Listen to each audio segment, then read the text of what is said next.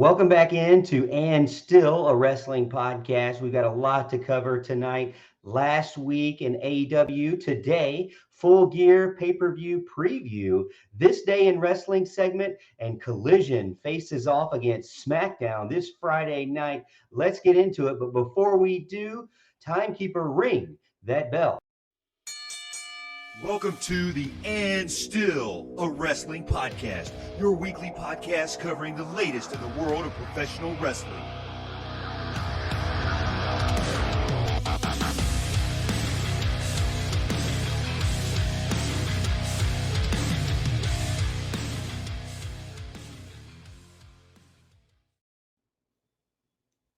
Welcome back into And Still a Wrestling Podcast. Again, myself, Morgan the Casual, along with me at ringside is Drew the Endeavor Man and Kevin the Oracle. Thank you guys for coming in, being a part of the show again. I hope you had a good week of wrestle watching, if you will.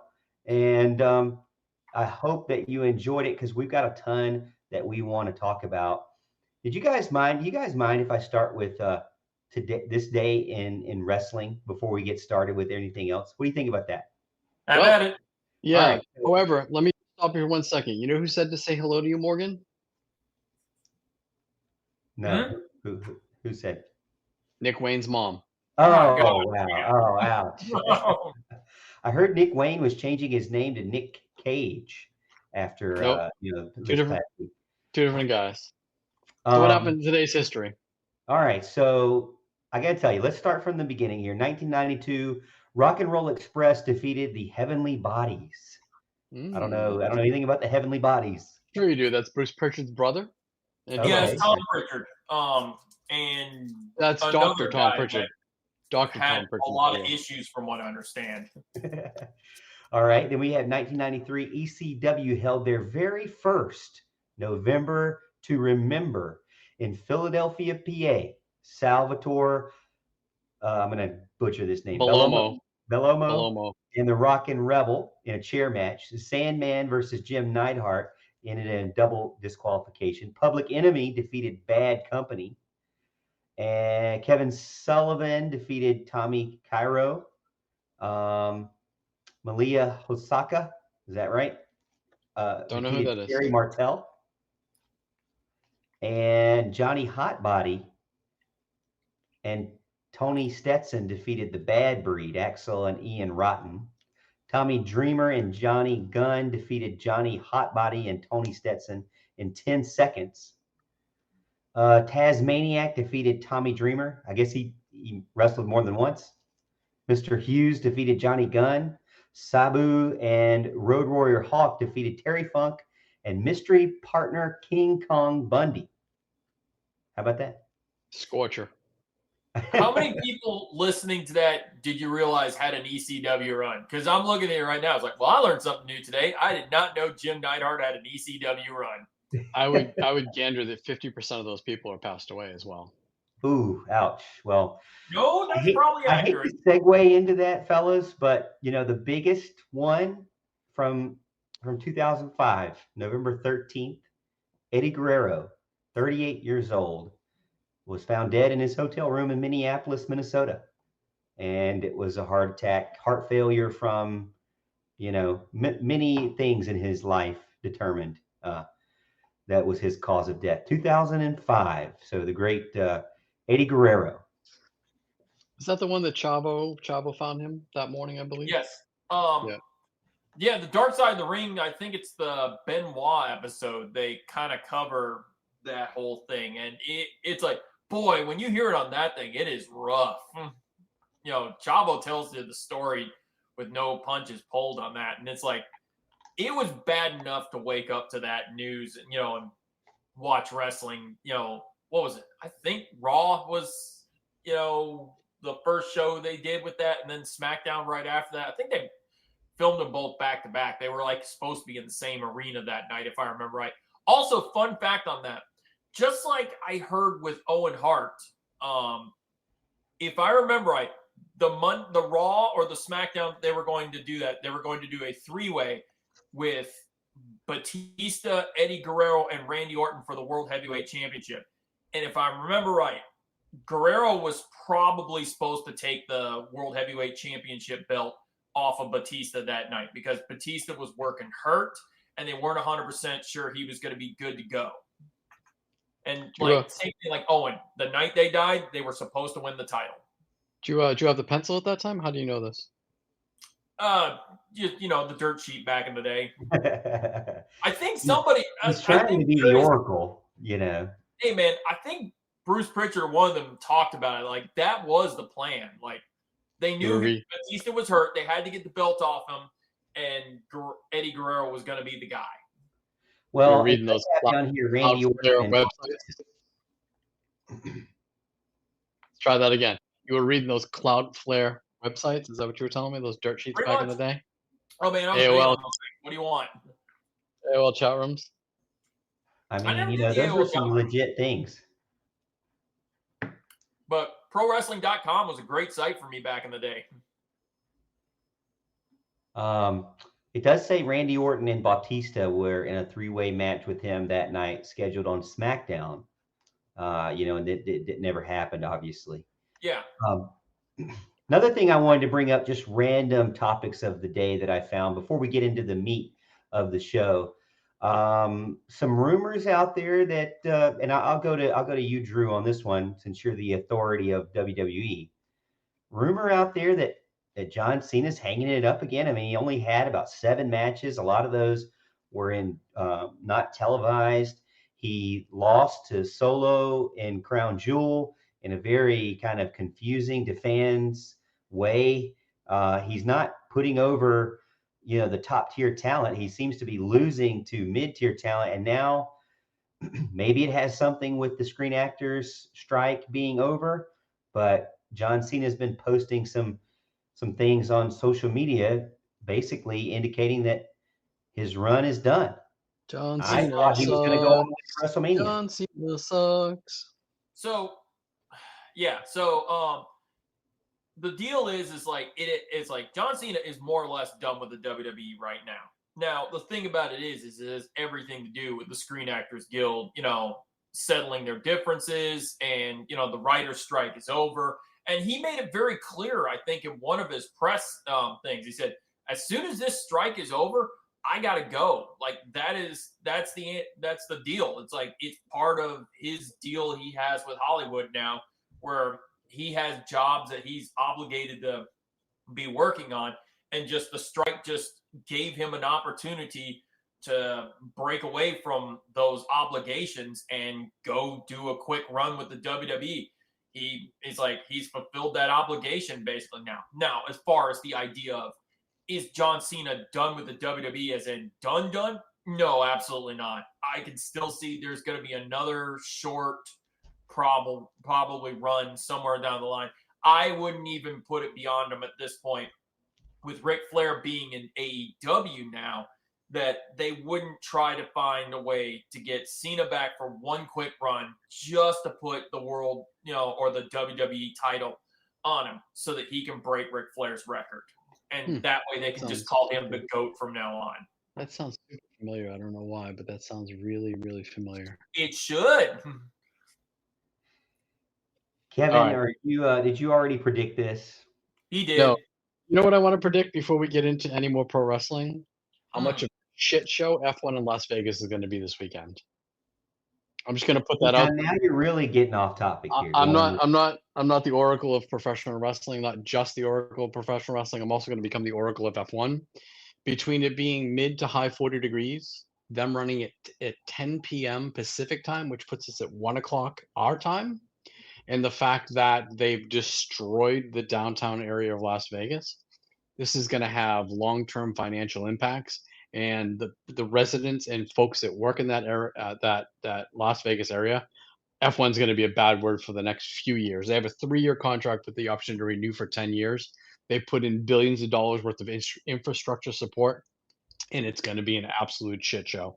Pirelli is already TV, right. Well, yes, Pirelli. So ABC and ESPN are going to have it live at 1 o'clock in the morning. So Pirelli is already saying we don't know what's going to happen with the tires in 40-degree sustained weather. the track is too long to keep temperature in the tire. So in the braking zones, the tires are going to be cold. And even though Pirelli has said that they believe that they've developed a tire, again, if you don't know F1, you have a hard, a medium, and a soft tire. Their hard tire now has to be a soft tire. Then it needs to be softer and even softer, which means the tire goes away quicker. I'm just going to say this, and I'm going to cut it short. This weekend's going to be an absolute shit show for F1 in Las Vegas. So for those who are listening here, if you've never watched Formula One before and you want to watch a shit show, tune in at ABC at 1 o'clock in the morning, and you'll get yourself a grade A shit show probably. Yes, 10 p.m. Pacific time. Practice is Thursday and Friday night at 8:30 Pacific time, which makes that 11:30 p.m. on Thursday night and Friday night for the East Coast. And then the actual race will be Sunday morning, 1 a.m. Eastern Standard Time, or 10 p.m. Pacific time. So enjoy that. Sounds good. All right, back to wrestling. Yeah, let's get into. I know you wanted to start with AEW Dynamite, so we've done a little bit of here and there, but let's get into AEW Dynamite real quick and run through the card, and then get your thoughts on it. This is AEW Dynamite from November 8th. We saw MJF defend the AEW World Title against Daniel Garcia and Jay White, facing Mark Briscoe. So two of the guys that are going to be facing off against each other were at Full Gear coming up this Sunday, were highlighted at the match, individual matches with other opponents. So I guess we'll start with the very first one, which was the start of the night, really, I think, was MJF versus Daniel Garcia, with Menard and Angelo Parker at ringside. Winner by submission, MJF. Looks like from some of the sites I'm looking at, it was rated pretty good. I do feel like that Daniel Garcia is one of those younger wrestlers that I actually don't mind seeing more of. I don't know if you guys agree or not. So it's interesting you say young wrestler, because that's what this was. It was a showcase of future stars. And in fact, Tony Schiavone actually said, we're looking at the future of the business during the match. It was like a 12-minute back and forth, a very fast paced. My only critique was you didn't get enough time to digest what you just saw. And I did enjoy the fact that Garcia went between professional wrestler and sports entertainer with the whole dance thing. And then Cool Hand and Angelo Parker will pull him back, making sure he stayed a professional wrestler. I enjoyed it for what it was. I fully expected MJF to go over, but it was a nice showcase of what we're going to see for the next foreseeable future in those younger stars in AEW. Drew, what do you think? Same thing. And also just back to our original point, is like MJF is wrestling an awful lot now, like way more than he has been in recent memory. And I'm pretty sure, like you said, it's leading up to an angle. So a few things throughout the match I thought were interesting. MJF wanted a handshake after the match. The whole crowd, chanting that really fun sportsmanship that he's kind of got working. Obviously, Daniel Garcia was stopped by his friends and didn't do that. So thoughts on that? You feel like that Daniel Garcia, that's just kind of him playing his side, or is there something to that or not? Unfortunately, I think we're going to see Garcia get pushed back down the list for now, because there's nothing really for him unless they build to that December 30th pay-per-view. I think it is December 20th, whenever the last pay-per-view of the year is. But there's no reason for him to be in anywhere near the top of the card right now, unfortunately. He's a good hand, and he kind of got over with that dance, but he's cooled off a little bit. That's my opinion. So, Drew, to bounce that to you, the dance thing, like it, don't like it, what do you think? Honestly, it gives Daniel Garcia a character. And it's honestly one of the best. It's kind of helping them for the most part, even though it's kind of cooled off to an extent. It helps them for the most part, because at this point with those guys, they don't, ever since they broke them away from the Jericho Appreciation Society, they really don't know what to do with these guys. They know they're good and they're useful, but they don't have a purpose right now. And just like you said, they're a good hand right now, and that's all we're going to get out of them, I think. Morgan, watch this. I'm going to make Andrew smile. I'm going to say one name, Alex Wright. I love that guy. When I think dancing wrestler, I think Alex Wright. Oh man, Alex Wright. It's like if you don't remember Alex Wright, you need to remember Alex Wright. It's like God bless him. I'm not a big fan of Disco Inferno, the human being, but him and Alex Wright together as a wrestling team was the best. Oh, when they added Tokyo Magnum to him too, brilliant. I loved it. I think Morgan was probably maybe 10 or 11 years old when those guys were a thing in WCW, but I digress. Yeah, I don't know much about that, but going on to the next match, you have Sting and Darby Allin versus the Outrunners. Outrunners had kind of a 1988 look to them, a little bit of a vibe, but it seemed like it was a pretty quick and easy win for Sting and Allin. With such a quick win, what do you feel like is next for Sting and Darby Allin? Is there anything next before they get to the pay-per-view? I think you're missing the point. I think AEW has lightning in the bottle with the Outrunners. I see a huge upside to these guys from a nostalgia point of view. I think they can strap the rocket to these guys and fans will get behind them. They may be Really? okay. Yes. I mean, it's a nostalgia business. This guy is Hulk Hogan reanimated. I mean, look at him. He even looks like him. He stops and poses, he flexes. It's fantastic. I don't know what they're waiting to uncork these guys on, but when they do, they are going to be over like Rover. It'll be short lived. It'll be fun. It'll be a 4 to 6 month run, but they have lightning in a bottle, in my opinion. Sting and Darby were in this match, whatever. It was all Outrunners for me, honestly. Morgan needs you for a second here. It's like he's my buddy and he's yours too. It's like you can't tell me that the Outrunners don't look like our boy Blake. Yeah, definitely with the sunglasses and the blonde long hair and the I scruffy beard. swear, I see the Outrunners. And it's like my buddy Blake, and I see another coworker of mine, Jeff, and I look at them. I'm like, that is them, man. It's like they could play that role to a fault too. It's like I'm with Kevin on this one. I think the Outrunners are great, and I think this is something like I don't see them as like you're never going to see the Outrunners as a credible tag team, but they can, I don't know. I don't know. You know what? You have a point. If the Guns can win the AEW World Tag Team titles, why not the Outrunners? I got to be honest with you guys. These guys are tag teams from OVW. So this is part of that partnership there that we know that they've been building with AEW. We saw it hinted at the Netflix special. These guys are OVW roster guys. And as Kevin mentioned, I mean, I like it. They like we talked about Daniel Garcia. We've got, and maybe that's some of the issue. We've got a bunch of really young guys that don't have a character. These guys are a little bit older and they have a character. So give me more of that. Yeah, I want more. I want to see them pushed. I want to see them have like cheese ball matches where they do the Hogan spots and the Macho spots and the Warrior spots because they're really just blatant ripoffs. And I think it's fantastic. You know, too, that like with those guys where it's like they'll lose a bunch of matches and they'll get super over. And then when that one time where they do get the W, it's like the crowd will give it its huge pop for them. It's like they're likable. It's like, hell, they're probably lovable. And now you even see it's even to the point where I'm thinking to myself, you said these are OVW guys. I'm like, I will watch your Netflix show if you can give me more of the Outrunners on this thing and give me a backstory. Yeah, I'm in. OVW has a couple of wrestlers that you would definitely fill in seats. Like I said, they play it. They have a certain style about them, and I like it for sure. And I want to see more, as Kevin mentioned. Continuing the card, it looks like we had a non-match women's title contract signing. This is Toni Storm and Hikaru Shida. I believe this will be a match at Full Gear. Just thoughts on this coming up? I think it was a great way to not have a match yet show them on the show.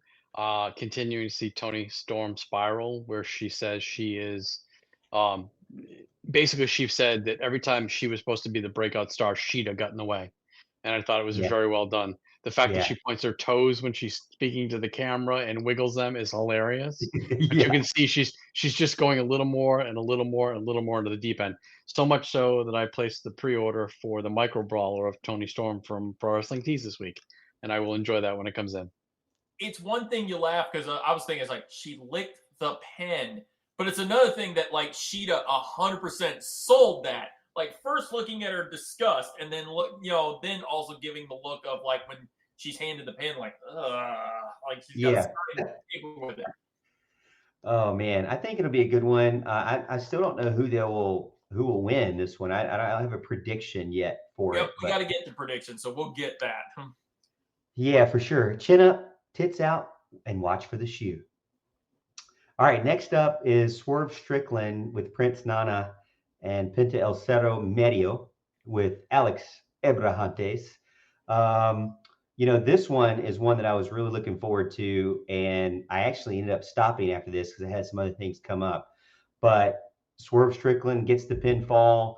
How do you think this positions him going into the bigger match against really the rematch against Hangman Adam Page at Full Gear? Do you think it showcased both the wrestlers really well? 14 minutes overall, a very competitive match. So this is the first place I would say that they needed to tighten the screws. I enjoyed the match, don't get me wrong, but there were many times where it took too long to set up a move and it looked way too cooperational. And there was one point where they were setting up an elbow, and I don't know what they did, but one of the guys was basically standing there with his dick in his hand, waiting for the other guy to come down off the top rope. It was not well done. They needed to slow it down and make it a little more cohesive. It looked exactly what it was, a very cooperative match to just nail high spot after high spot. However, going into this, there was no way that Swerve was going to lose going into the pay-per-view. Zero chance. So, of all the matches on the show, I think this was the weakest match. I think I know exactly what you're talking about because it was like Penta was not sure if he needed to fall down, and he kind of halfway fell down, and Strickland may have slipped on the rope or something. So they were like, "Oh, maybe we should change what we're doing." And then he was like, "Oh no, he's about to hit me with the elbow." So he got back down real quick. It, like you said, it was all caught, and it looked kind of like they It's were it's a talking to each other through that move. it's a case of getting my shit in and trying to stuff 10 pounds of shit in a 5-pound bag. They gave him 14 minutes. They should have given him 7, and they should have slowed it down 50%. It's weird you say that because I'm sitting there trying to reminisce like all of what that match was, and like you're right. It's like it was just everybody trying to get their shit in. I still stand by it though. It's like Penta's a star, and Swerve is on route right now. I think to being a main event star in this company still. So you're really not going to give that one any kind of big time, um, score on that one. What about after the match? Swerve tried to take Penta's mask off, and that's when Hangman Adam Page came in with a steel chair to kind of get in the way. Yeah, there was a spot under the tables. He gave him a dead eye out off the ramp under the tables. Those were legit tables, just covered in cloths. That was pretty impressive. That was a pretty hellacious bump for them to take. I thought it was well executed. There was no pads that I saw. It's also what they should be doing. Like after the whole breaking into his house, threatening his family and stuff like that, this is exactly what Hangman should be doing. He should be every opportunity they're in the same place at the same time. He's making a beeline for Swerve. Yeah. Like I said, Collision was exactly when he had the whole promo. It was exactly that too was exactly what it's supposed to be. This is how I want to end it. So after that, there was some teasing. I guess the Bullet Club Gold, Jay White and Alex Marvez were talking about the MJF match coming up at Full Gear. They were talking about Mark Briscoe and would he defeat him later on in the show. That was an interesting stipulation. Kind of they're still doing that at Full Gear as well with the tag team match, but if Briscoe won, then he would take his place. Do you like that stipulation of if this guy wins, then it takes your place? I mean, does it? We obviously know Jay White's going to win the match. Does that like add to some maybe more realism with it, or does it just kind of not really work for you? Just what you said. Obviously, Jay White's going to win. So by putting in that stipulation, it makes you question whether Jay White's going to win. Does it really though, or you feel like it's kind of false narrative there? I think it's a swerve. I think it's a swerve. But it was pretty obvious. Again, you're building to the pay-per-view with these guys. There's no way Switchblade's going to lose, no matter what happens, right? Right. So, Yeah. I mean, you throw it out there. But I will say, we haven't got to that match, but I will say that Briscoe was over. He is the kind of Eddie Kingston kind of guy. Everybody just loves him, and he can do no wrong in the eyes of the fans, in my opinion. The crowd was solidly behind him. Not saying that they weren't behind Switchblade, but they were solid behind Mark during that match, and he got some offense, and it was good. There might have been a question of, oh, maybe it's possible, but there wasn't a strong question. There was no point in which Jay White was going to lose that match. When you say that about Mark Briscoe too, it's like, doesn't it suck that we never got the actual Briscoe on AEW? Like, man, it's like, the controversy and TBS and TNT not wanting Jay Briscoe on on their television sets and stuff. It's like, I realize now, like, that was how much of a downer that is. Because, like, if they're loving Mark Briscoe this much, it's like Jay was a brilliant promo when he wanted to be too. And I think, like, both of them as a tag team being on television would have gotten over for this company. So the next one up was a interview between Kenny Omega, Chris Jericho, and the Young Bucks. They dubbed it the final boss battle, I guess, going back to the video game kind of thing for them.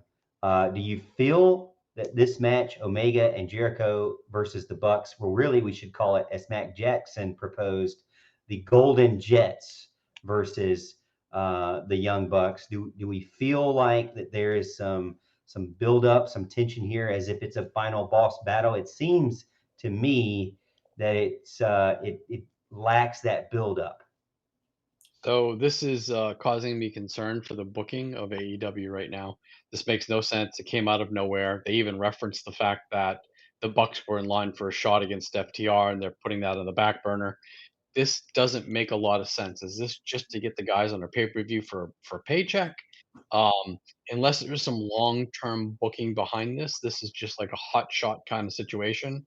And I'm not sure, other than Kenny maybe taking the fall here and making him realize, like, reassess his journey, and maybe breaking away from the Young Bucks and kind of going like that heelish, almost like a New Japan type. I'm just concerned. This it doesn't make a lot of sense to me, and I'm not sure I know the outcome here or the end game here. But I'm not a fan of this. Is Full Gear's the one? This is the pay-per-view that's in California, right? Correct. Right. Okay, cool. Territory. All right, let's do the WWE thing. So we're going to do this match with those two. The Bucks are going to win, and then they're going to probably cash in that shot with whoever wins in the tag team titles. You think? Yeah, it's like, this is the California crowd. Give them what they But want. the people who are going to win the tag titles are going to be MJF and Samoa Joe.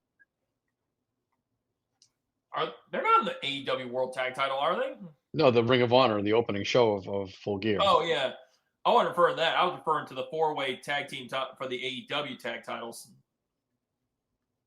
Where FTR would win that match. We'll get to that when we get to the predictions. Yeah, I mean, that one's supposed to be next to last match. Ricky Starks, Big Bill have the title right now. So how sad is it that all three of us couldn't come up with Big Bill and Ricky Starks as the tag belt champions? I could. I remember their tag team champions. It's just I know FTR's in that match. Roosh and Vance are in that, and so's that's basically what Kevin's talking about, though. Is that things don't bode well for those guys? FTR. Oh no, this has got to be where they drop that. This is transitional champion time. Yeah, doesn't bode well for them at all. I mean, it takes you a minute or two, maybe a Google search or two, to get Ricky Starks and Big Bill in your brain, whereas like FTR or the Young Bucks. Yeah. Or maybe the House of Black or the Kings of the Black Throne, whatever you want to call the guys with the two guys. But I don't know. I do not know if this is a good thing or a bad thing, but it's like, it genuinely feels like everything Big Bill and Ricky Starks have been doing lately, they could have done with or without those tag team titles. Agreed. Well, it goes back to what Kevin was saying, is like, there are times where AEW seems to be doing a long play story and it makes sense and it's satisfying. And then you get these situations where it's like the Golden Jets, that's just a made up name out of nowhere. Omega was like I mean, on social media, hanging out with the Young Bucks, just recently, it's not, there's no rivalry built there. There's no backstory built there. It just seems like let's throw together some big names that don't have a match yet. If we You go know, back a month though, FTR asked to drop the belts to Big Bill and Ricky Starks for some reason. yeah, we still haven't figured that out, right? No, no. Maybe it's to avoid the match with the Bucks. Maybe there is some backstage heat. Could be. I mean, they're just putting him right back into this Full Gear match, though, It, to it, win it it, again. doesn't make a lot of sense. And and Short-sighted, hot-shotting. yeah, it's interesting. I'm not sure where we go with this. I'm not sure. I mean, the thing is, the Bucks said if you win, you take our shot at it, and maybe that's it, Kevin. Maybe the Golden Jets do win and remove the shot from the Young Bucks to avoid that scenario. Is And then Jericho maybe it's Omega Jericho versus FTR.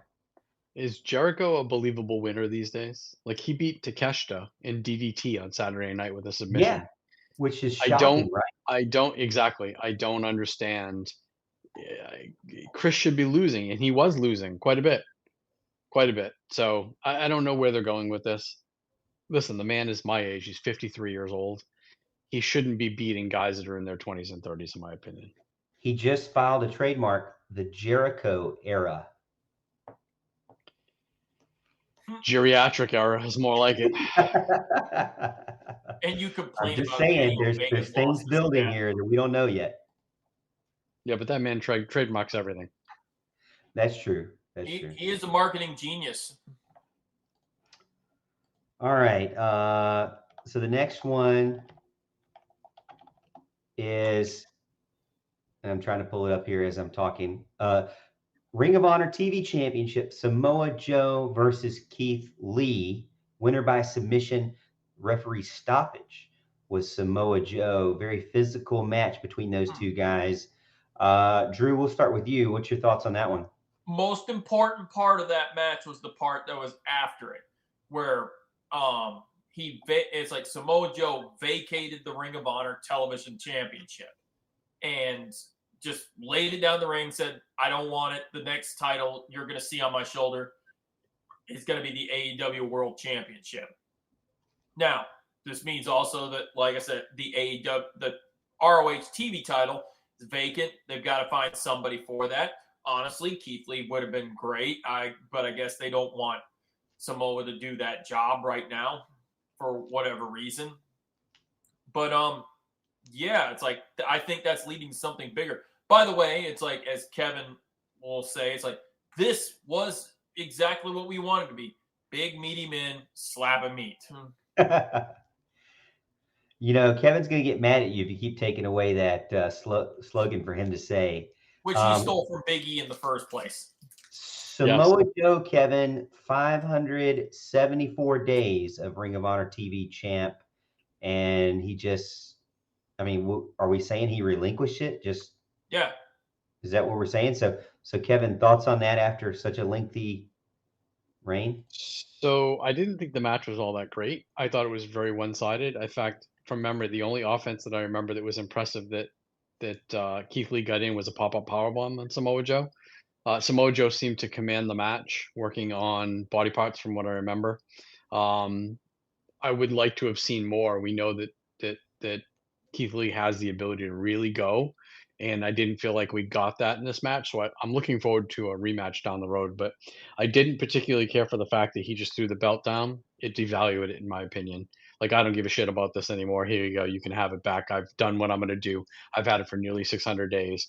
I would like to have seen the look on my face when I saw him do that, because I was puzzled. Like, this doesn't make a lot of sense. He wants to go after MJF. Well, there's like 5 guys in line. So I don't understand why they made him relinquish the belt. And Drew, to your point, I can understand why they didn't have him drop it to Keith Lee. But in this scenario, I would like to have seen that. But then that would devalue Joe's spot. So why not do it with a little bit of cheap heat? Why not do it with some cheat? Why not do it with a run in? you can have him drop the belt, still protect him, and transfer the belt over to Keith Lee instead of just throwing it down, which in my opinion was very disrespectful. Yeah, because we talk about. Which I'm is sure not we talk about honorable, this. right? Yeah, it's definitely not honorable. But we've talked about this before. It's like, Ring of Honor. It's like Tony Khan loves his tournaments, and I feel like it's like every time when somebody drops a belt like that, my initial response, is, oh God, we're going to do another tournament.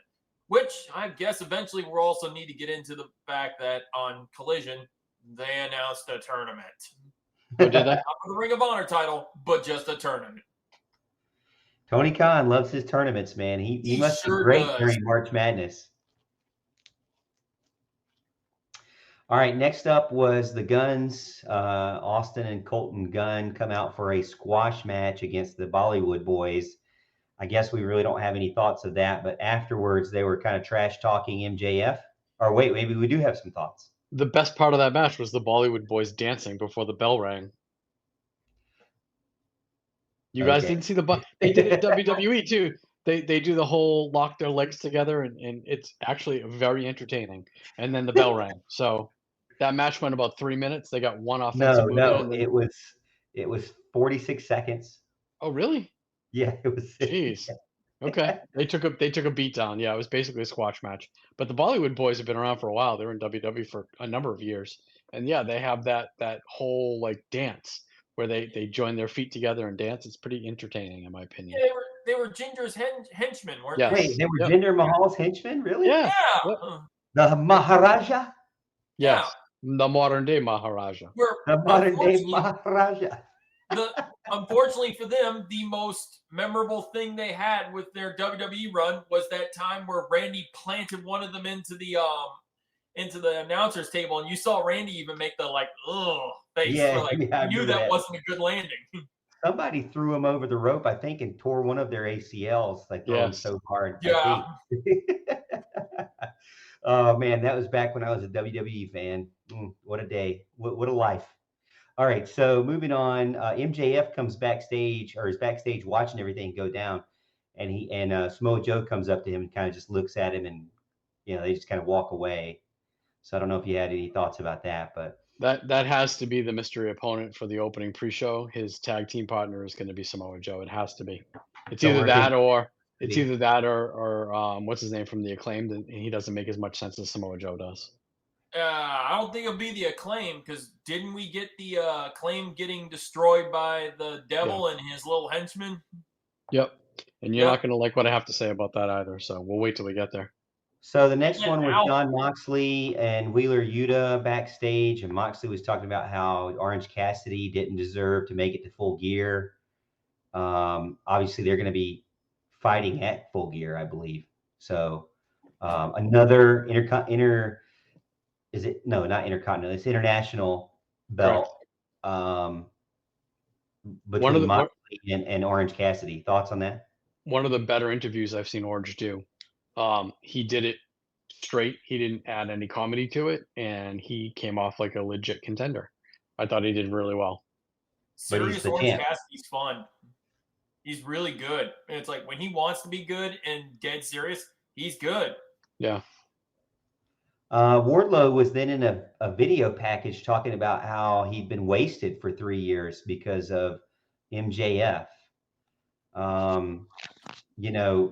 Thoughts on Wardlow? It seems like some of the reaction online is just frustration that he gets pushed for like a little bit and then he disappears.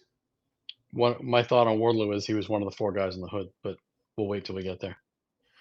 Man, I gotta tell you, Wardlow. It's funny because I watch these things and I'm thinking to myself, like, he's blaming MJF for all this, and it's like, every smart wrestling fan, which is 90% of what watches AEW, is looking at this. It's like, yeah, it wasn't MJ's fault that you got wasted. MJF went off television, and then you proceeded to go down the toilet, and then he had no fault of his whatsoever.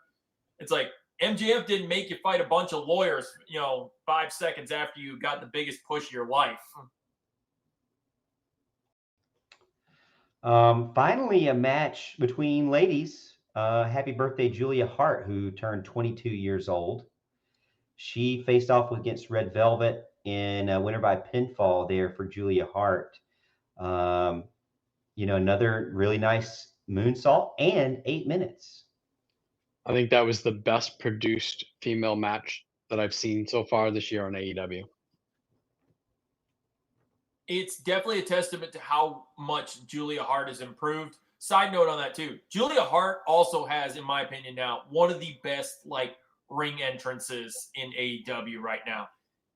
It's just really well choreographed. It's really well done. The fact that you see her singing the song like it's coming from her, while she's coming down to the ring. It's good. It's really good.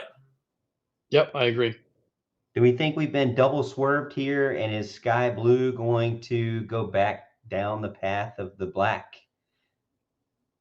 We'll find out. I can rule that. It's that's a possibility. Willow is definitely not turning heel. I'm sure of that. We'll find out at the pay-per-view. It's going to be a four-way dance. Mariah May walked on the screen with RJ City, announcing her as the newest signing. I know you guys had sent me some stuff from her.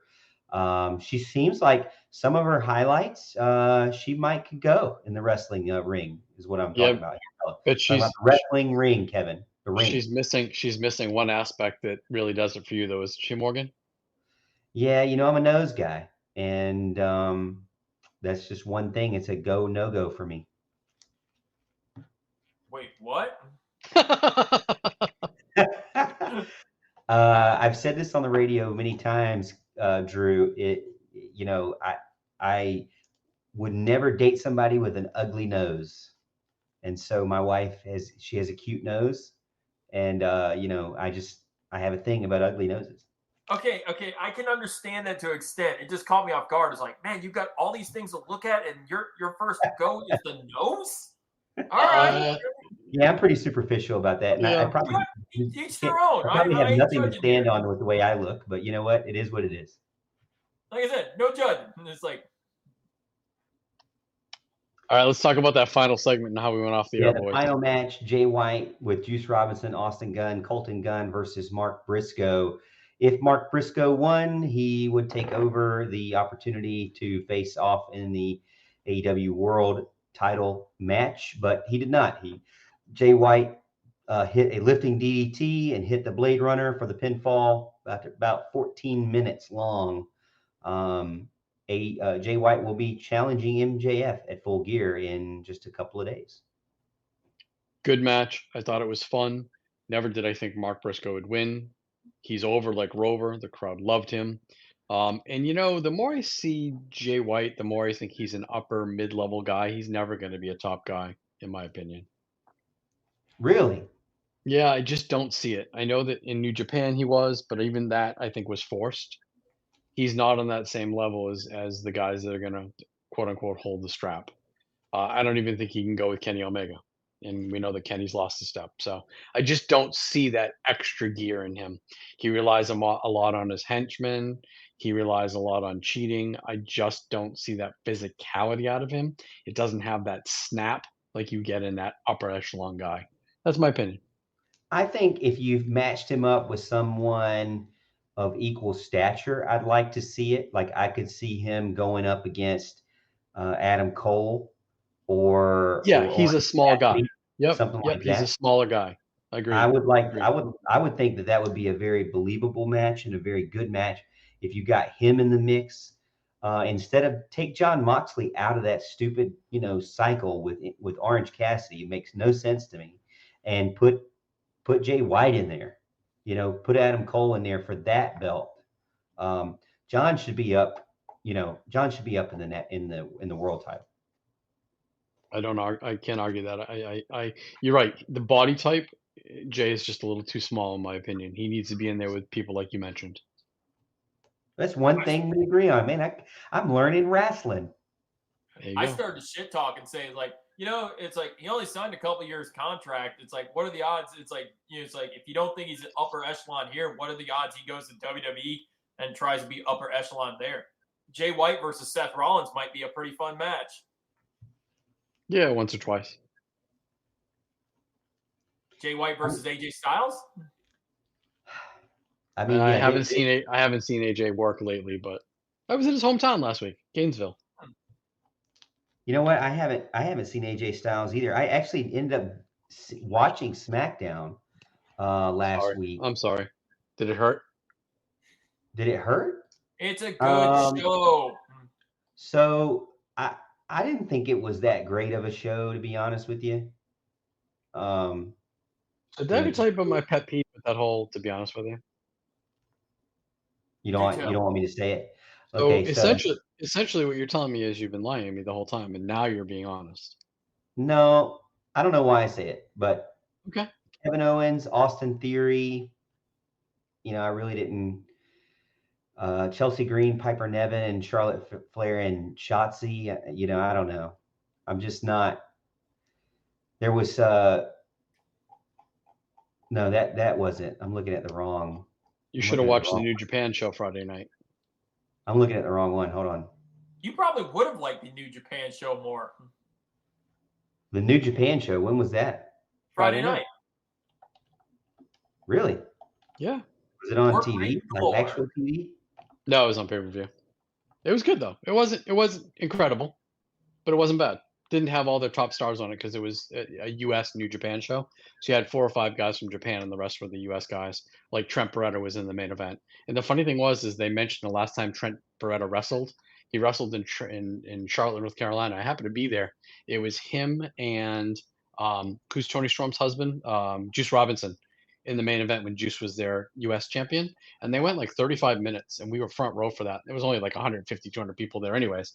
And it was really good, but they referenced the fact that was the last time he had wrestled for New Japan because the week later he was wrestling for AEW. So it was good. I watched Eddie Kingston go up against one of the New Japan guys, and it was a very good stiff match, which you know that I enjoy. So let me give you the rundown of SmackDown. Carlito with LWO, which they had a falling out apparently.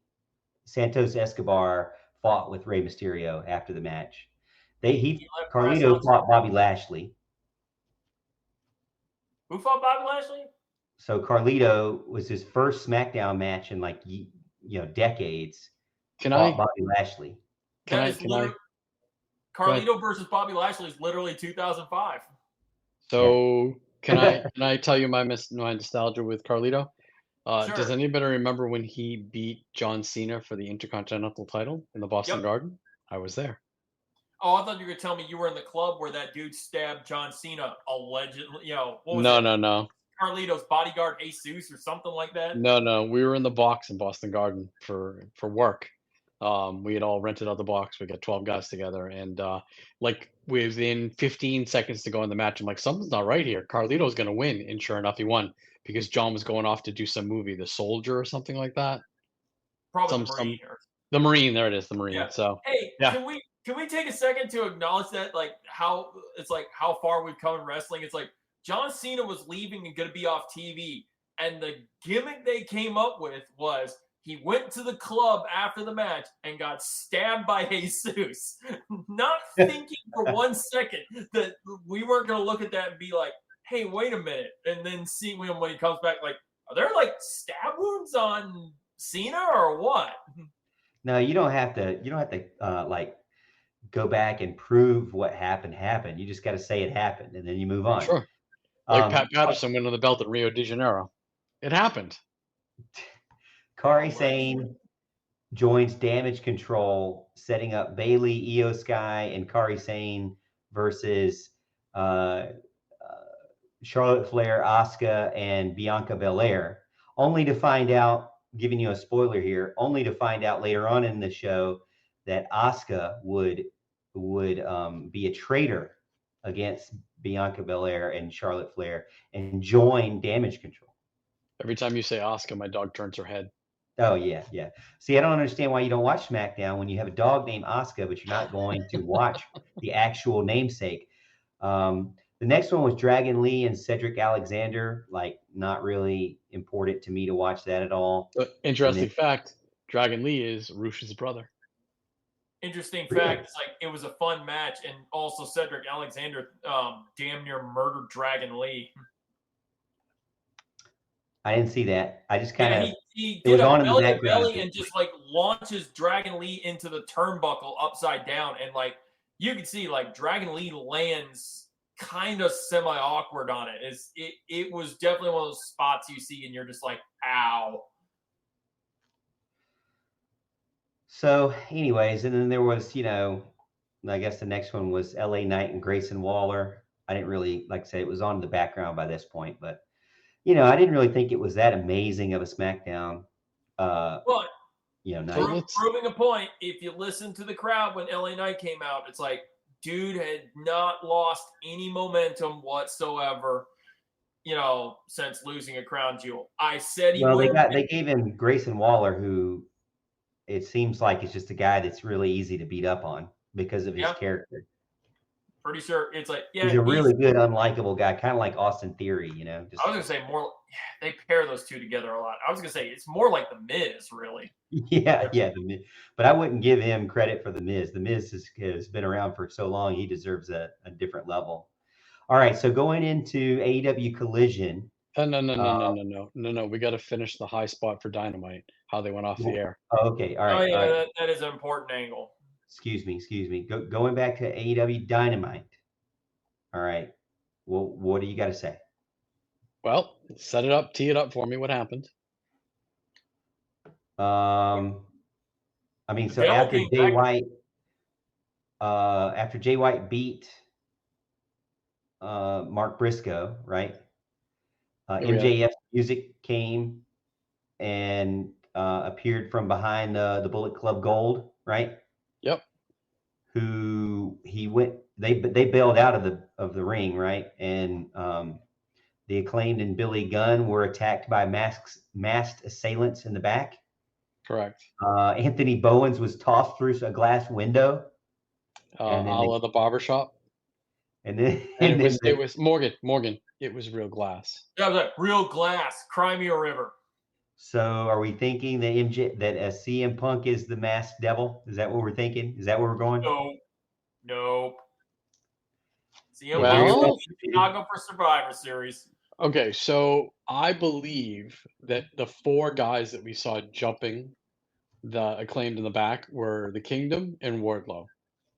However, I am now 20% believing that it's CM Punk behind the devil mask. Oh, wow. 80% Cole, 20% CM Punk. I like that it might be Cole, the Kingdom, and Wardlow as kind of a low-key faction. But as far as it's like, and I'll give you your 20% with CM Punk, but I am still, I bet all my chips on that CM Punk Survivor Series in Chicago. So that line, the devil's greatest trick was making everyone believe he didn't exist, was stated by CM Punk over 20 years ago in Ring of Honor. Did you know that? Yes. And MJF stole it. I didn't know that. Yes. I'm now starting to put the pieces together. And yes, there's hints on both sides. He dropped hints during his MMA show. And again, I'm not 100% sure Tony knows who's behind the mask. What? But I no longer think it's Britt. I don't believe it's Dolph. I don't believe it's Mansoor. I don't believe it's who's the other guy behind there was talk it could be Sammy Callahan because he has some hacking experience from when he was in GCW and TNA. We don't talk about that. Yeah, it's 80-20. 80% Cole, 20% CM Punk. And the reason why I still think it's Cole is why hasn't anybody got a photo or legit information of him having surgery? Because he hasn't. Timeout before we get to that. You've been saying he wasn't going to get surgery since day one. So, I haven't believed anything but that, to be honest. You've convinced me since day one. Going back with your suggestions there, first of all, I never knew Mansoor was an option. I never knew that either. Yeah, where did you pull that from? What about maybe I'm confusing, not Mansoor. Who's the guy they let go that was behind the whole? You're thinking of Mustafa Ali. There you go, Mustafa Ali. There you go. I want to be Mansoor now. I really do. Let me give you another possibility. Mansoor. We know the Full Gear pay-per-view is coming up. We don't need to pay off the devil here. We need to pay the devil off 6 days before MJF's contract expires. Who could be behind that devil mask? Tony Khan. What? To stop MJF from leaving AEW with the belt. Okay. He doesn't do anything. He just orchestrates it. He's got people that do his dirty work. We've never seen the devil lay hands. I hear you, but there's a part of me that like cringed immediately. I'm saying like, oh, I get it. Need Tony Khan as a Mr. McMahon character. I get it, but you got to understand 6 days after that pay-per-view happens, quote unquote, MJF is a free agent. I don't believe that. I believe he re-signed 4 months ago when he came back. But if you're Tony Khan and in storyline you want to keep MJF in AEW, he's the one under the mask. Now, I don't believe it. I believe it's 80% Cole, 20% CM Punk. But what if there's a 0.5% that it's Tony Khan? 0.5%. It's an innovative what if, but it's like it's one of those what ifs that I think to myself like I can't tell if I love that or hate it. Where is that pay-per-view? It's in New York, isn't it? Which is MJF's hometown. Is it? It might be.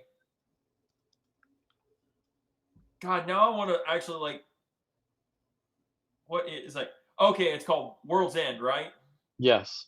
I swear to God, I want to keep calling this pay-per-view World's End as the last pay-per-view of the year. Like that's how it is in my mind. AEW presents the last pay-per-view of the year.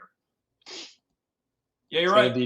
December 30th at Nassau Veterans Memorial Coliseum in Uniondale, New York on Long Island. What is MJF's hometown? Long Island. Yep. Dude, that is 1 day before his contract, quote unquote, expires. Does this tell me the devil is not going to pay off on that date. It would have to if that's the case. We're sure his contract expires. In storyline, it expires December 31st. Okay, I thought it expired at the end of 2024. I don't. Nope. It's like, all right, so. Something to think about with the Oracle. Yeah, you're probably right. That's where it's gotta. If that's the case, and his thing expires on January 1st, 2024, you're right. The devil thing has to pay off at the last pay-per-view of the year. Can we agree? Whoever they have playing the devil is a very small, diminutive person. They're not a large wrestler. Yeah. Yeah, but didn't you mention like whoever it was may not have to be whoever it really is in the reveal? Yep. And what if it's Tony Khan and CM Punk? We've been it's like they've been Black Scorpion stuff for years where, it's until the day of the show, we don't actually get the real person behind the mask. The whole I feared for my life, that's why he got fired. What if it's the master plan to turn the table on MJF December 30th? And because of this... Don't tell me that means Jack Perry's one of those dudes too, then. You know what? It's taking a loss on the short end for the long play to pay off. You know that they put CM Punk's merchandise back up for sale on AEW.com, right? No, they did not. He is the number 2 merchandise seller in the wrestling business at Pro Wrestling Tees behind Cody Rhodes. I will say this. There is new CM Punk merchandise as of this week, including socks. If you look into that last minute gift. I'm sticking to my guns here. CM Punk is going back to WWE with the Survivor Series. But I swear to God, if I watch Survivor Series, you need to let that die, man. WWE.com, presentation copyright thing, and the screen goes black, and we don't get CM Punk, that's gonna be my initial response. Like, shit, Kevin's right. Drew, when does that go down, Drew? When is Survivor Series? Usually right around Thanksgiving, right? After the Saturday after Thanksgiving. Oh, after Thanksgiving this year. Okay. All right. So basically, since you live right next door to me, I'm going to come outside and I'm going to yell, "Told you so!" at midnight. You can literally probably yell that from your garage, and I can hear you inside my house. Yeah. And again, you'll hear me again. Shit. So guys, I T-shirts, jacket, socks, back to school poster, and an Don't look now, unmatched boys, Series 7. but those socks are brand new this week. Why would you produce CM Punk merchandise for sale on your website if he's not under contract to you anymore? Do But me a why would favor, you give it Kevin. away like that, though? Kevin, if Things you're like this right, happen all the time, Morgan. Kevin, if you're right, just make it. Go ahead. I'm giving you permission here. Just make it weird. I want I want after the show, like you're just hitting on my kitchen window, like I told you. I mean, they're still selling Jade Cargill stuff. Is it closeout? Is it new? Oh, I don't know if it's new, but Oh, I hate this. interesting. I don't Lot think to think about. I don't Lot think to he's think going about. back to WWE. I don't think that's going to happen. Lot to think about. Just remember, you heard it here first. And still, the wrestling podcast. Let's get into predictions, boys. We All right, got to so get to full gear predictions here and let's talk go to some Full Gear. Yeah, let's go to Full Gear real quick. We'll run through it, and this will be the end of the show for tonight since we're at our 1 hour, right at about our 1 hour mark, maybe a little bit under. All right, so starting from the first match down to the ninth match that's been scheduled so far as of November 13th at 9:30 p.m. We've got MJF and to be determined, to be announced versus the Guns, Austin Gunn, Colton Gunn, tag team match for the Ring of Honor World Tag Team Championship. Kevin? Samoa Joe is a tag partner, and I think that they may drop the straps to the Young Guns, or to the Smoking Guns, or whatever the hell they're called. I think if it's MJF and Samoa Joe, it's like I say the two of them actually retain. I say if MJF says, screw this, I'm doing it on my own, and it's just him by himself, I actually believe the Guns get the W here and take the titles off them. It's about time to take those titles off MJF anyways. It's like, I don't see a payoff, even if Adam Cole comes back. Well, so look at it from two angles. If his contract is up in storyline December 30th, they have to take the strap off of him. Yeah. Right? Good point. So I think if there's not going to be a match at that December 30th pay-per-view, which I would be surprised if there is, I believe that he may drop, no matter who it is, and I think it's Samoa Joe, that he may drop the strap in the pre-show. All right. So I like that. I think that seems like a pretty believable storyline there based on that situation. So I would say the Guns win. That's what I'm going to predict. Next up, Sheeta champion versus Timeless Tony Storm with Luther.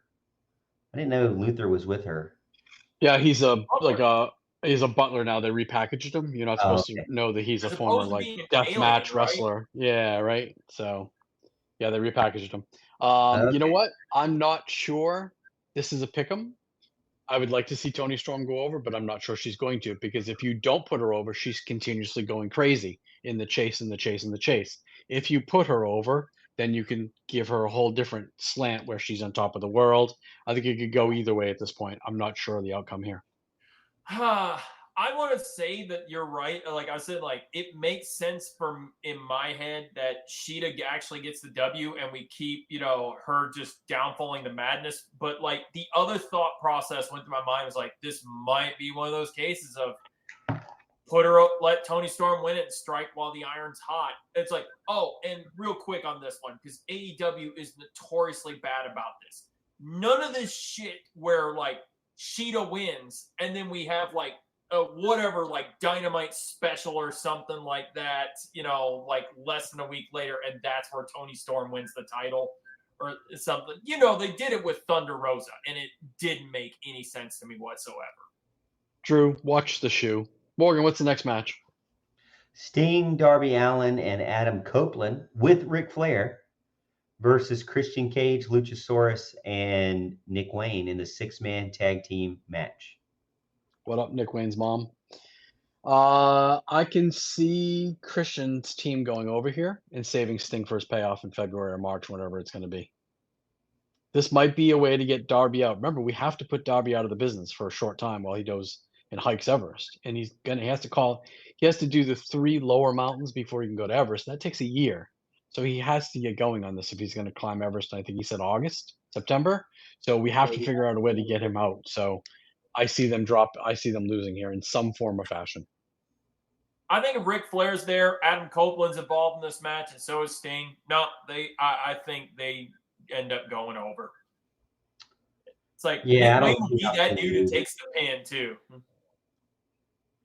Yeah, I don't see how Sting loses. I'd probably say like Nick Wayne takes the fall. Somebody easy. Next up, Orange Cassidy, the champion of the AEW International Championship versus Jon Moxley. Still confused as to why this is even a match, but it is. I don't know. This has to be a match. That was the whole point of Orange Cassidy's promo. He has to, in his mind, he has to beat Mox.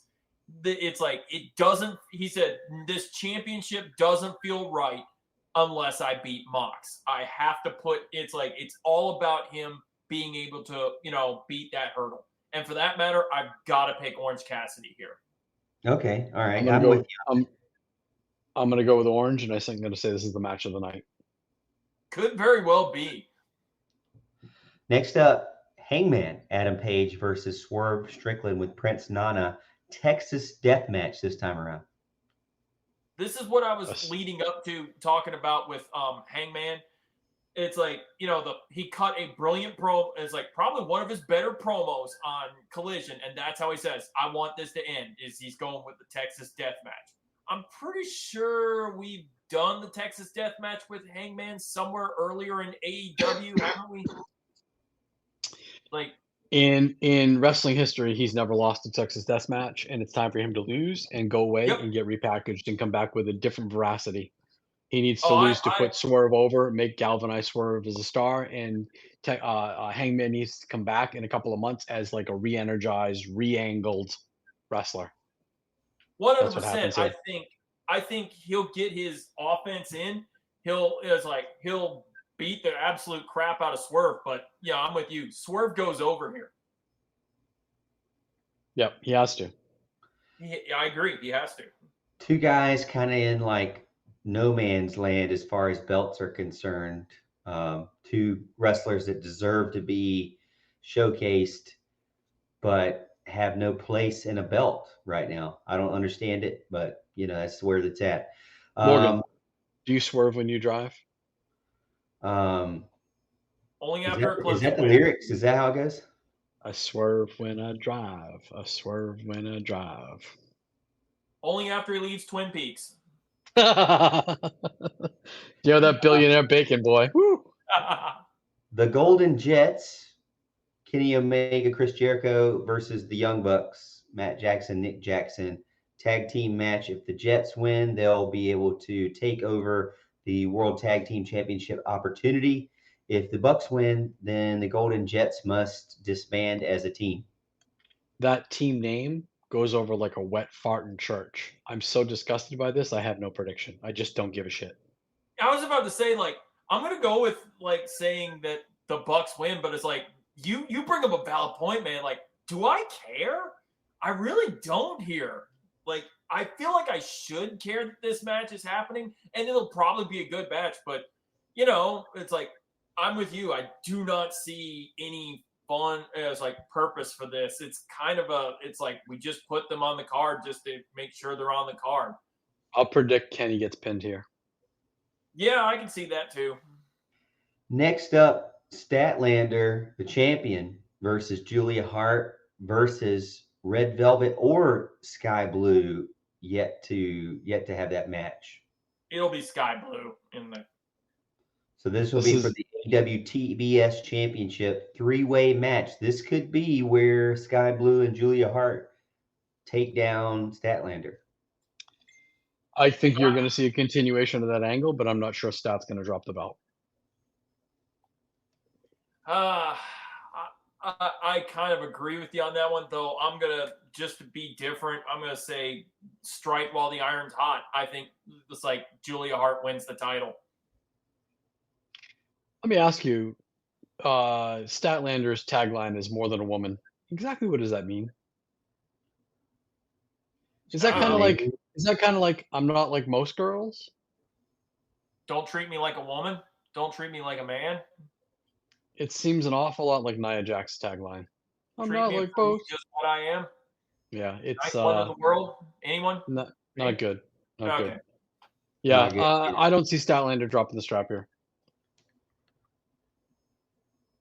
And Match I say number Julia 8. Hart wins. Big time 4-way tag team match, AEW World Tag Team Championship on the line. Ricky Starks and Big Bill, the champions, versus La Facción Ingobernables, Rush and Dralistico versus FTR, Cash Wheeler, Dax Harwood, and versus Kings of the Black Throne, Malachi Black and Brody King. That's Roosh to you. And what's going to happen is the bell's going to ring, Roosh. Yes. and everyone's going to go crazy. It'll just be a spot monkey fest after spot monkey fest, and it's a pick 'em in my opinion. Can I say just the obvious thing in this? Looking at Ricky Starks and Big Bill, like, you guys are gonna die out there. You know that? It's like you're in the ring with some bona fide killers here. Starks can go, but Big Bill is just a big guy. He's just going to take a lot of bumps. But yeah, this is a spot monkey match. This is your Lucha Bros versus Young Bucks match, just with different people. The highlight of this match for me, it's probably gonna be like the minute it's like Roosh gets tagged in with somebody like Brody King, and you get just like two guys beating the absolute crap out of each other.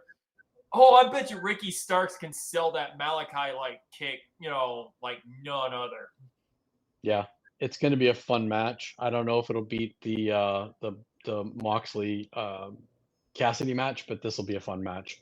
And it's a pick 'em. I don't know the logic behind FTR asking to drop the belts, and I don't know the outcome here. Again, it's strange booking to me, so I don't follow the angle. Okay, but let's say I'm right about that. FTR wins, and then the Bucks, decide they want their match right now, and they win the titles.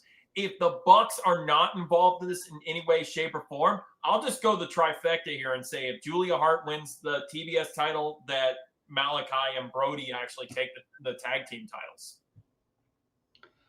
Could care less about the Brody King cop hater and Malachi Black. I feel like just give the belts back to FTR and let's move on. Oh, fuck off! They're great. MJF versus Jay White to finish the night. Champion MJF, AEW World Championship on the line. 0 chance Jay White wins. Nothing else to add. There's absolutely no way in hell MJF doesn't win this. He's match. about as much chance as LA Knight had against. Will it be Roman Reigns? Fun? Sure. Will it be a good match? Yeah, probably. Is MJF going to win? 100%. Will there be shenanigans in this match? Absolutely. I wouldn't be surprised if the Guns and Juice Robinson come down, try to get involved, and we see the Devils actually in person for once. Maybe? I'm thinking Samoa Joe helps MJF in the final, especially since I think he's going to tag with him in the beginning because he wants his shot. Okay. And then that builds to December 30th, in which we can expose whoever the devil was to help Samoa Joe win, and that makes him throw the belt down all that more interesting now, doesn't it? Oh, wait, are we insinuating that this might actually lead to Samoa Joe taking the belt off MJF? Anything is possible. It could be Tony Khan, it could be MJF, it could be Adam Cole, it could be CM Punk. There's a schmoz coming, and it's going to happen December 30th, boys. I'll tell you this. If you got the balls to put the AEW World title on Samoa Joe, I am 100% down for this thing. Remember, there's still the whole debate over the real world champion that's out there. God, what if that belt shows up on Survivor Series? Actually, on Wednesday night, MJF called himself the real world champion. Now, that could be in conjunction to the fact that, what's his name? Jay White's holding the belt. But it's funny. You get one paraphrase and the internet goes crazy. Oh my God, that was an insider. It was real glass. And he said real world champion. CM Punk's coming back. It's funny how you have to guard your words in such an accessible world that we live in today. How you can break everything down and correlate it back to just about anything in history. It's pretty damn amazing.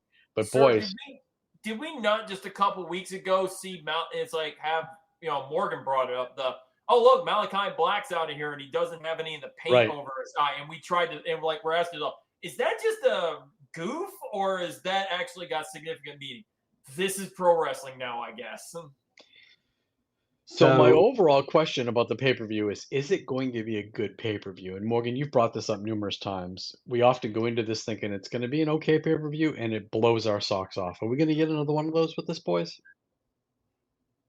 I mean, the card has people in there that can put on a good match from top to bottom. Is there any match that's must-see for you? Ooh. I say Mox and OC Mox and OC for me is a must. Same thing with, I think Hangman and Swerve is a must. I think both of those are going to be really good matches. I can honestly say this is the first AEW pay-per-view that I don't feel absolutely compelled to watch live, and I won't be able to watch it live. I'll be on track Saturday, Sunday, so I'll be coming back till Sunday night. So I will watch this on replay, probably Monday afternoon, so that we can talk about it next Monday night. But I am not compelled to stay up all night to watch this on Saturday night. Honestly, I'm curious to see what they do with Tony Storm, and I'm curious to see what happens with MJF at the end. The rest, not so much. I've already seen Will it be a good pay-per-view? Yes, because AEW has a really good streak of good pay-per-view shows going, and it's going to take one of them not being good for me to, actually really question that. So right now, it's like they've gotten them all right for the most part. For so far, it's like I don't see why they botched this one. All right, so I got another interesting segment here, and we'll finish with this. I want each of you to give me a random letter of the alphabet. I will go try to find a wrestler that has a name that starts with that letter and try to find the most obscure one. Try to find the most Mr. Irrelevant or Mrs. Irrelevant, I guess you could say. We'll do men's and women's roster, but the lost wrestler. That's what we'll call it. We'll call it the lost wrestler. I'll try to find one that's basically been forgotten. Or we could call it the forgotten wrestler. Drew, we'll start with you. What's the letter of the night for the forgotten wrestler? X. You said J? X? X. Xavier. Okay. Well, let's go down and let's see. Is there any X's? There's no X's in Xavier Woods. I mean, I'm talking about an AEW, fellas. Oh, well, you didn't say that. Okay. Okay, let me go back. AEW only here. There's no X's. So who you get? What? Give me another letter. Let's go with, I don't know, P. Pineapple Pete. P. All right. Let's see. Is there a P that's not really being used? That. Okay. Here's one. Parker Bordeaux. He don't work there no more. He's gone. He's gone. He's still on their. He's still on their roster on their website. This is their roster. AEW. Come on, AEW. So they got rid of him. Yeah, he's not there. That was recently, last month. I guess the next one would be someone like maybe let's see who has a worse record than that. Would be Paul White. He's about to wrestle, but I think we all can agree. Even the crowd chanted a couple of months ago that he shouldn't be wrestling. So, Kevin, what's your letter? Let's go with D as in Dick. Thank you for helping me out with that. Let's see. We've got, I think I know who you want me to say. Let's see. Let's go with Danhausen. Right now he's 3-3 overall. Very nice, very evil. Is he, what's the deal with him right now? He should be coming back like eminently this week, if I'm not mistaken. Did you say he showed up on Collision last week? They're like, no, one more week. So I believe he's ready to re-debut either Wednesday night or Friday night.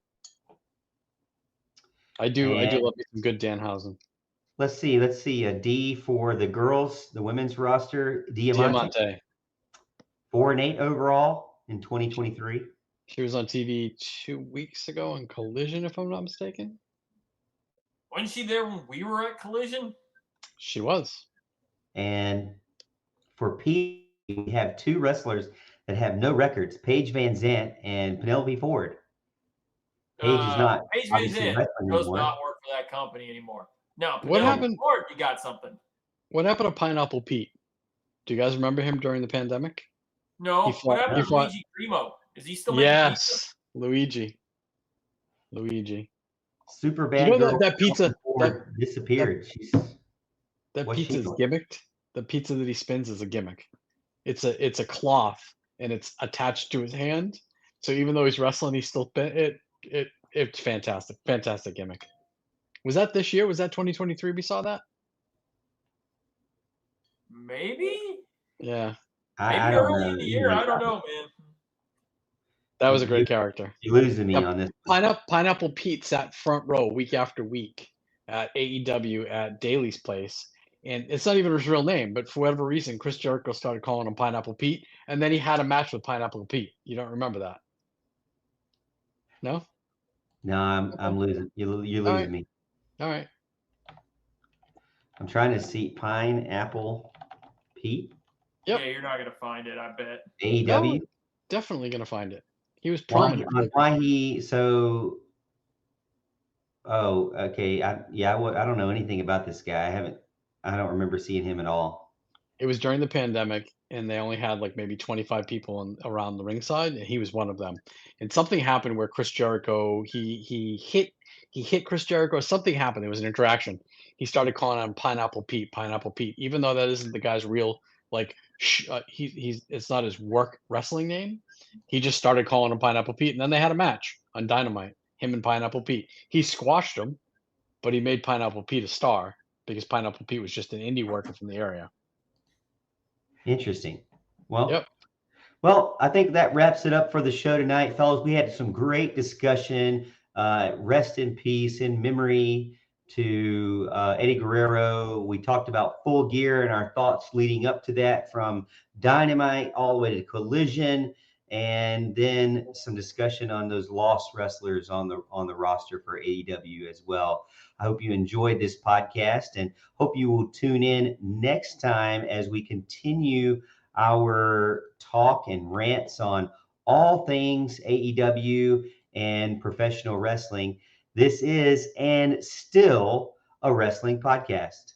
And don't forget the Formula One shit show.